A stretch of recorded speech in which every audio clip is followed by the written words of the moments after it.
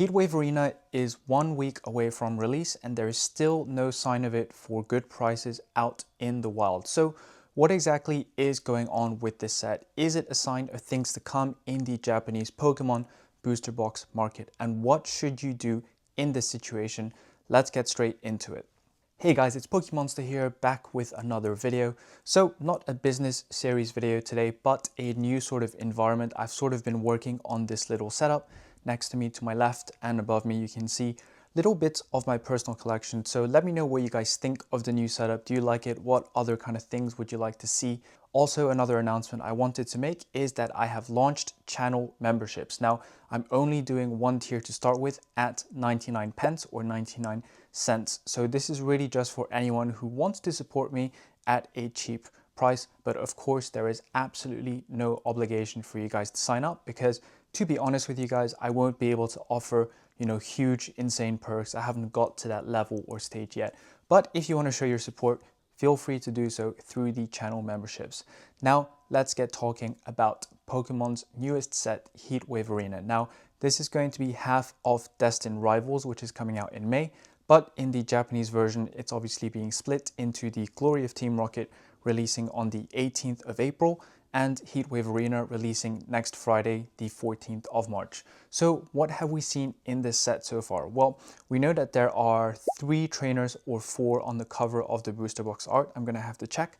You've got Ethan from Gold, you've got Cynthia, you've got Arven. I'm not sure if the Misty is there or not, but in essence, those are the 4 main trainers that you get in the set.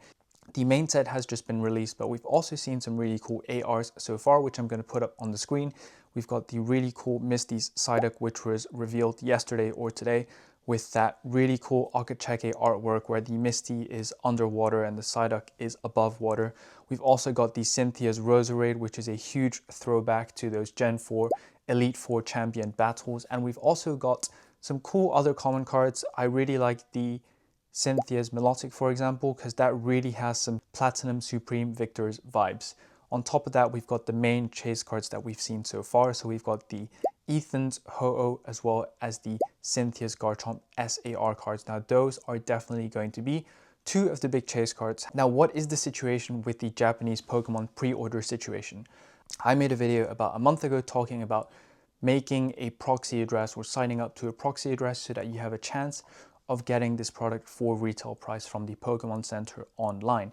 Now, I did say that I don't know if they'd have enough to do it in the same way as for Battle Partners. As you guys saw with Battle Partners, the second the pre-orders went up, they sold out in 2 waves, but you had to queue like hours and hours on end. So I thought maybe they'd do a lottery system this time around. What's actually come out is that nothing has happened, basically. They've sort of done some site maintenance, which seems to be making future lotteries more restrictive to Japanese residents with Japanese phone numbers. However, there is still no sign of Heatwave Arena on the Pokemon Center online. So I think what's happening is that they basically aren't doing it, at least for the release week, which is a huge spanner in the works for anyone who wanted to maybe have a chance of getting those. But of course, they are still releasing them in Pokemon Centers in Japan in physical locations. You do need to sign up again for lotteries. You can't just turn up on the day.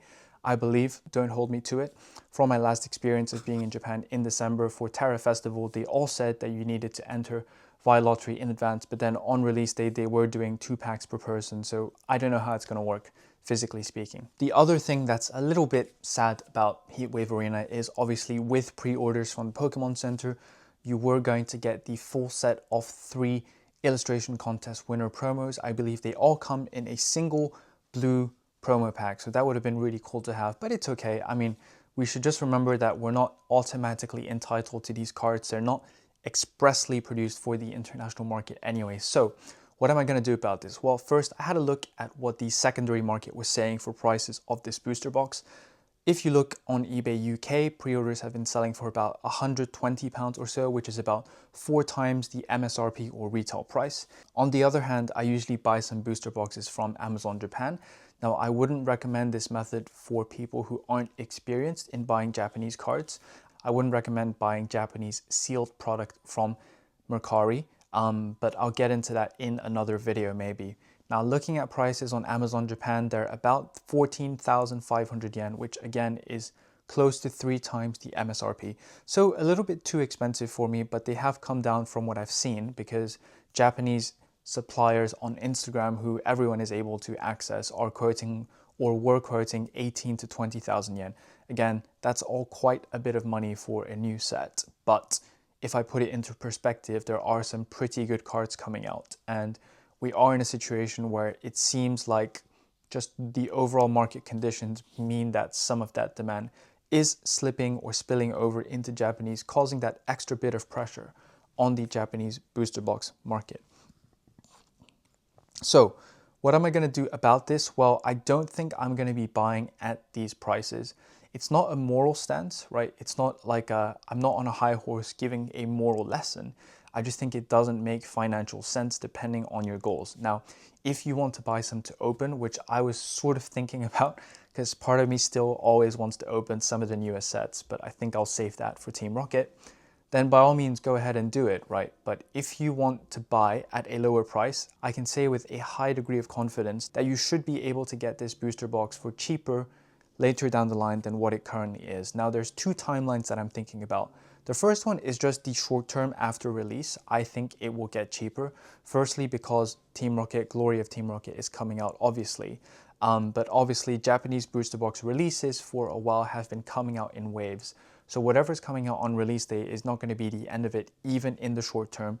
There should be some small restocks in like a week or 2 after release. The other example I would point to is Battle Partners, right? Still a really good set. You know, you've got the Lily's Clefairy and Zoroark, the Iono's Bellibolt SAR, you know, and Zoroark being like 15,000 yen and Clefairy and Bellibolt being over 20 to 30,000 yen cards. Yet the box price has kind of come down from its peak to being about 9,000, 8,500 yen at the moment, which is slightly healthier, let's say, than what it was before. Now, we did also get the announcement from Pokemon that they were going to be reprinting Terra Festival and Battle Partners between mid-February and April. I haven't kept that up to date with the market to see whether those reprints have hit, but looking at prices, they're still pretty high. But what it does tell us, what Battle Partners does tell us, is that the Heatwave Arena price should go down after release. The second reason why I'm confident that I'll be able to get this for a cheaper price is simply because I believe that the Pokemon printing cycle is going to outlast this current market cycle. The examples that I'm going to use for that are the big 4 sets that got reprinted from Japanese sets last summer, which was Incandescent Arcana, Paradigm Trigger, Lost Abyss, and Pokemon 151. Pokemon 151 being the biggest reprint of them all out of the sets, crashed the price from like 25,000 yen all the way down to 7,000 yen at the absolute bottom. Now, it didn't last that long at 7,000 yen, but you could have picked up boxes anywhere along the way for like 10,000, 12,000, 13,000, and you'd still be getting it cheaper than what the market price is now.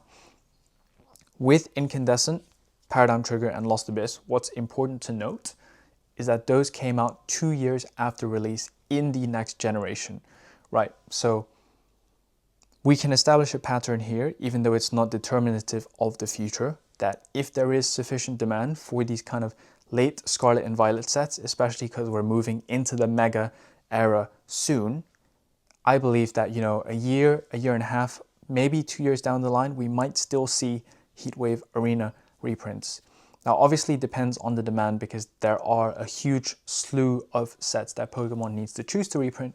However, I'm still quite confident that I will be able to get the set for cheaper than what it is right now. So that's pretty much all I wanted to say in today's video. Just a little bit of an update in case you're wondering, you know, what's actually happening with this set, what's happening with the prices. I can't seem to find it for reasonable prices anywhere. This is my take on it. Hopefully you guys enjoyed. Make sure to like, subscribe, and comment, and I'll see you guys next time.